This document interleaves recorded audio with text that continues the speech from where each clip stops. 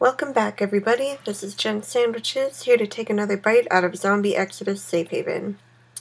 I think all that happened last time was Lyle and Jillian ripped me off, and then they left my house. So yeah, now it's 7:30 in the morning, though. Brand new day. We can... What should we do? Well, probably we should restock on our water because all of our water got stolen. So, let's just see. Inventory. Yeah, let's get more water, and we need more food. So, let's do this. You head upstairs to the bathroom with every empty bottle and plastic container you have in the house. By filling the tub beforehand, you'll have a decent supply of water in reserve. You turn on the faucet, and though the water still flows, it just dribbles out. You doubt the tub or any sink will provide water for much longer, but you fill up every container you can. From sitting in the tub, some dirt and dust lies on the surface, forcing you to strain the water or let some of it go down the drain. At the end of the task, you have 20 more bottles of water than before. You leave the bathroom with your new supply of filled bottles and return to the living room. Good. Okay, I already have a car. I don't know why it wants me to get a car.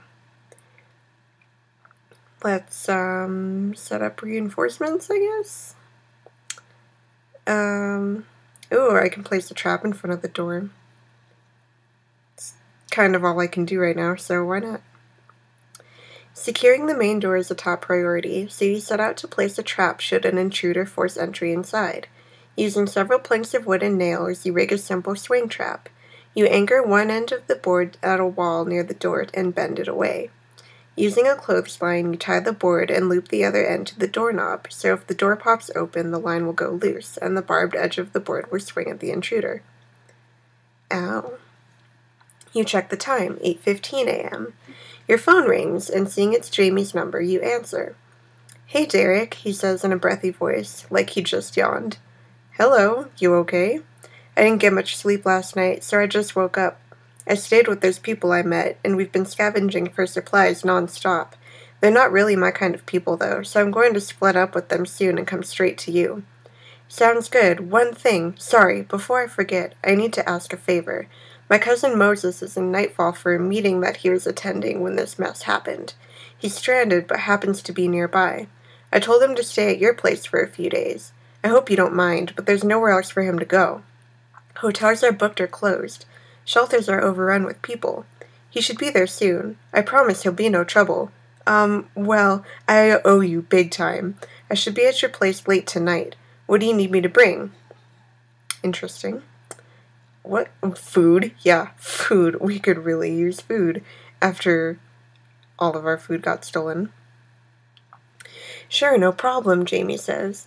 "I have quite a bit of food I can bring. Also, I heard there's a store. Thelma's convenience store on Walnut. You know the place. It still has food and other goods for sale. Open sometime in the afternoon. At least, that's the rumor." Through the phone, you hear sudden loud voices and the heavy strum of an automatic weapon. "Jamie, is everything okay?" "Yeah, these fools I'm with are messing around with weapons, like we have time for target practice.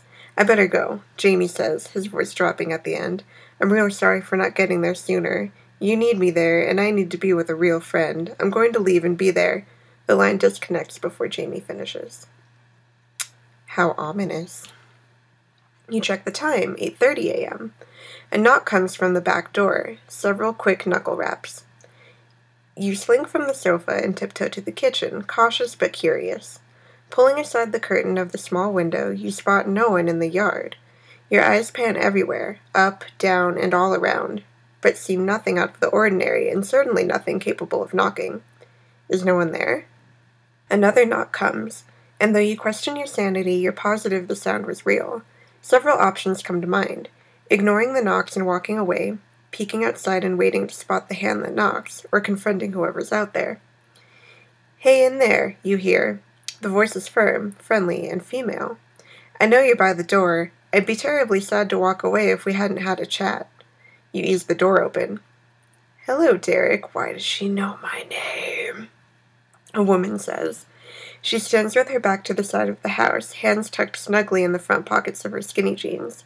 She's tall and lithe, but wears a baggy t-shirt with the logo of the Two Turtles Tavern, a bar in the area, and a Rockies baseball cap. You see no weapons or gear, and notice sandals on her feet.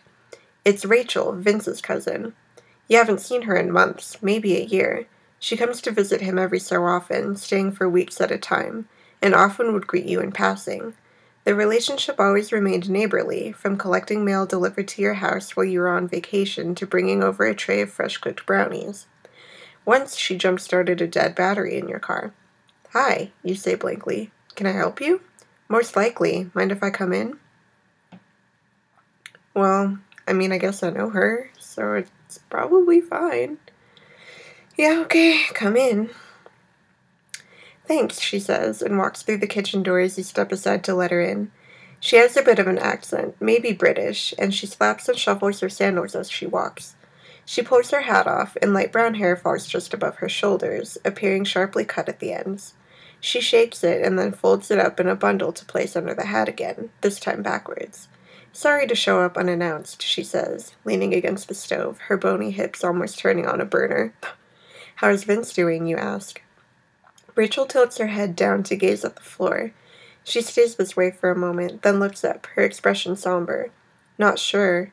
He left several weeks ago on an emergency business trip.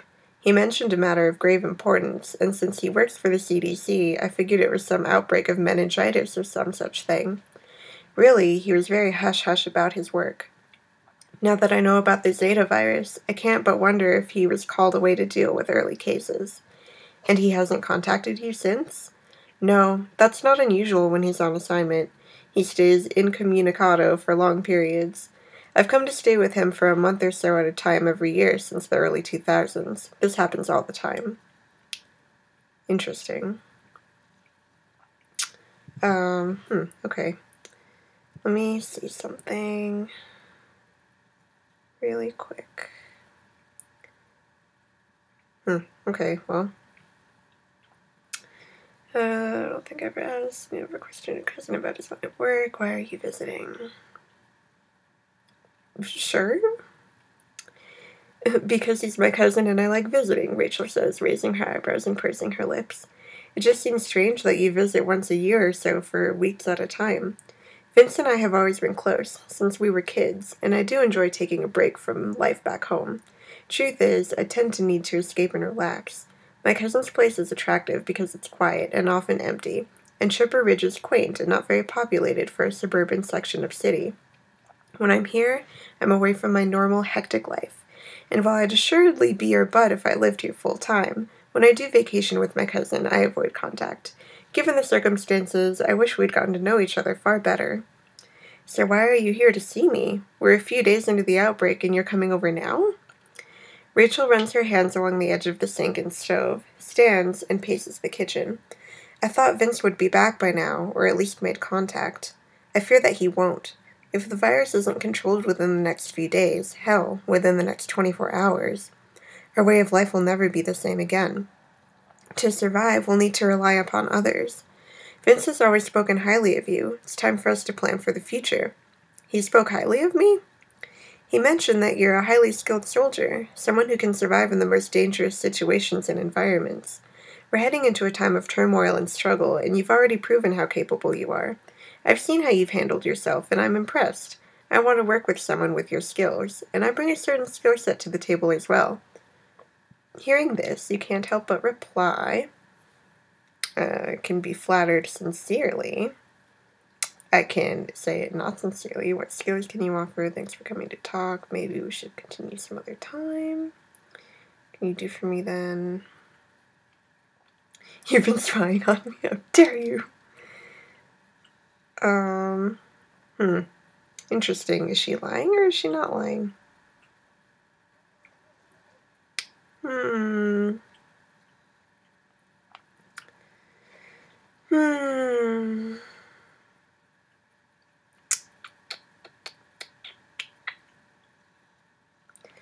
How much does she like me right now? Maybe that will help. Not very much. She does not like me. Well. Well. Okay, well, let's believe her. Why not? Rachel staples her fingers together and narrows her eyes. I appreciate your humility, but don't sell yourself short. You're a rarity in such a world, and just finding someone who's capable of surviving is a godsend. Make no mistake, the days and months ahead will be trying in all manners, and we need to gather a strong group of people if we mean to survive. That's why I'm here, so we can get started. Rachel walks across the kitchen to the window and peeks through the curtains. The dead are rising fast, and we don't have much time. We're on a race now to find a few people to count on. Hopefully, we can start with each other. Want to believe you, but I have some reservations. I'd be happy to work with you.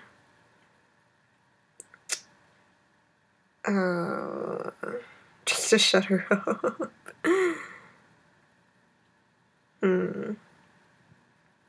Flirting. Okay, I'll just say I agree we have to work together if we want a chance of surviving. Rachel lets out a sigh of relief and smiles. I'm so glad to hear it. Frankly, I'm getting tired of being alone and worried that everyone will be dead soon enough. So what's the next step? You said you live close by. Are you going to move in here, or do you have somewhere better for us? I'm across the street at my cousin's, and for now it might be best to stay there, so we can maintain both places in case of an emergency. We can reevaluate that later. My plan is to find others like us, so we can form a group of survivors. Here's my mobile number for as long as cells work. She takes out a slip of paper and hands it to you. She walks back to the kitchen door. Thanks for the chat, she says as she opens the door and steps outside to the yard. The sky above has a few fluffy clouds hanging, with the backdrop of powder blue. By the way, I have a few things I thought might be helpful. She steps to the side of your home where there lies a duffel bag, and she lifts it and hands it to you. Good luck. Give me a ring for anything. Rachel strides her way across the yard and disappears behind the fence at the edge of your property. You close the door, heave the duffel bag over to the kitchen table, and unzip it. On top is a machete, long and sharp and heavy. You take inventory of the rest of the bag as you unpack it. A 6-pack of bottled spring water, a few meals worth of non-perishable food. Yay! 10 units, a canteen, a flashlight, a first aid kit. You place the food and water in cabinets and take the rest of the items to the inventory pile. Well, that worked out well for me. That worked out very well for me. Okay, does she like me? Where is she? Nah, not really. That's fine. Okay, let's look at our inventory now. Okay, we're a lot better on food now. I feel better. Alright. Now, there isn't a whole lot I can do right now. Let's change my clothes, why not? You head into your closet and put on street clothes. You dress in a casual and comfortable shirt and a pair of pants, along with a pair of sneakers. You stare at yourself in the mirror and adjust your clothing. Something about the act of putting on fresh clothes makes you feel confident and renewed. Now dressed, you close your closet door and head downstairs to the living room. You check the time, 9:15 a.m. You peek through the window and spot a man at the front door. He stands perfectly straight like he's at attention in a military uniform, but he looks far from being fresh out of service. His hair is shaggy and unkempt. He wears a bushy, untrimmed beard, and his clothes are a dull and faded blue button-down shirt and blue jeans, with a braided leather belt and brass buckle of someone named Comet Joe. Slung over one shoulder, he's carrying a backpack, and he's holding a gym bag. The man leans forward, knocks, and tilts his head to look through the narrow slivers of glass decorating your front door. You unlock and open the door, keeping your body braced against it with the security chain still latched. Hello, you say to the man, more of a question than greeting. Are you Derek? He asks in a gravelly voice. I'm Woody, Jamie's cousin. But wasn't it supposed to be Moses? Even at a short distance away, the man has a strong body odor radiating from him. Yes, but Jamie said his cousin Moses. Dang it, I told him not to call me that, Woody says. His cheeks flush with anger, and he stomps his foot. Well, come in. You step aside, and he walks in with a brisk, determined motion. What? Woody crosses farther into the room and scans from ceiling to floor, then left to right. Okay, I see. You got your supplies all in one location. Some damage to your home, and you're decent on defense. A looter or the infected will have a tough time breaking in here. I like the alarms on the points of entry. I see you have a trap set should the front door get breached. All that said, I'm real glad to be here. Woody places his bags down by the sofa and takes out a wrapped sandwich from inside the gym bag. Do you want a bologna and pepper jack sandwich? Okay. Sure. Sure, let's sit and eat a sandwich with Woody/Moses. Woody shuffles through his bag and finds another sandwich wrapped in wax paper. He hands it over and you take a bite. It's salty but peppery, and the cheese has a smooth texture. Thanks. Make no mention of it, Woody says, and takes a full corner bite of the sandwich. Then turns it and shoves in the next corner. Me, I love meat. If I was a pig, I'd be a cannibal. Not me. Your new guest finishes his meal and lets out an intense belch, though it comes with an apology. Anyway, I appreciate you letting me stay here. I won't be trouble, can fix things up, and keep it clean. Well, good. Okay. So, I can go to the convenience store now. Let's talk to Woody first. Woody sits on the arm of the couch and positions a laptop upside down on his lap. From his back pocket, he takes out a screwdriver and unscrews the bottom panel. So, what's on your mind?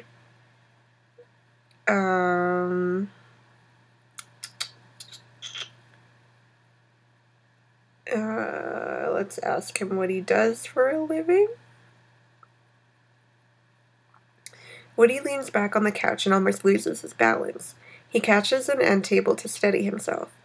I'm a postdoc in anthropology at U of C, specializing in Native American social systems. Had just finalized my thesis right when this whole mess started. If you want to hear about my thesis, I'm happy to discuss it, but be prepared, I'm quite a yapper. A yapper. Woody digs the end of the screwdriver into the laptop, elbow high in the air for leverage. Gritting his teeth, he twists the handle, and the small tool flips out of his hand and rattles on the floor. Ow! He shouts and jams his thumb into his mouth. Daggone stupid piece of crap. That's smarts. He takes his thumb out, and though it's not bleeding, the skin has a superficial cut. Mumbling under his breath, he bends, lifts up the screwdriver, and sets it back into the laptop case. We can chat while I work. It might look like I'm distracted, but it's all good. Ask me anything. Okay. Where do you live? Off campus near U of C in Boulder, right off the turnpike if you know the area. Woody spins the laptop on his side, and the corner jabs his bent kneecap. He shudders in pain and rubs the joint, closing his eyes as the ache subsides. Can't believe I did that, he says with a chuckle. I'm a klutz. Always been. Where was I? Oh yeah, where I live. Well, now it's in Boulder, but I was born in Little Rock, Arkansas, and moved to Colorado when I was 10. Spent a few years in Montrose, a real small town. My mother and father divorced when I was 15, and she moved to Ignacio with Denny. Real nice man, but one fry short of a Happy Meal in the brains department. He used to work at the Ute? I don't know. Sky Casino as a blackjack dealer, until one night he got blackout drunk and walked outside to take a pee. He didn't see the rattlesnake hole, and one of them didn't appreciate the yellow rainfall. That rattlesnake bit his trouser snake. Ooh. Mom was a widow 6 months into that marriage. But I'd visit Mom out in Ignacio near Ute country, where they had a reservation. Fascinating people, and that's where my interest in their culture and history grew from.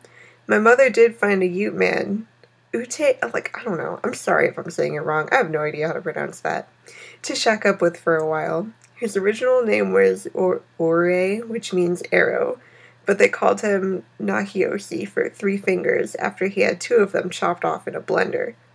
Oh, Ma was mean but cordial when he drank, which was often. He told me all kinds of stories about his people. Woody puts the laptop down and scratches his chin with the blade of the screwdriver. Most of my time growing up was with my pa. He supervised the roads department workers that did all the maintenance out there in Montrose. Made a decent living with health benefits, which in that area was damn near rich. I really learned to be a man from him and to respect all people no matter their beliefs, skin color, or affiliations. With the laptop now open, Woody removes a bundle of wires and a wallet-sized hard drive, balancing them on the end of the coffee table. He searches through his pockets and draws out a pair of pliers, which he uses to twist and pull a network card. Using so much force with his hand, Woody forces the pliers deep and punches a hole through the bottom of the case. "Looks like I just installed an air vent," he says. This guy is very strange. Okay, well. Oh, I'm out of time already. Okay, well, I'm going to continue questioning Woody in the next episode. Thank you everybody so much for sticking with me, and I will see you all next time. Bye!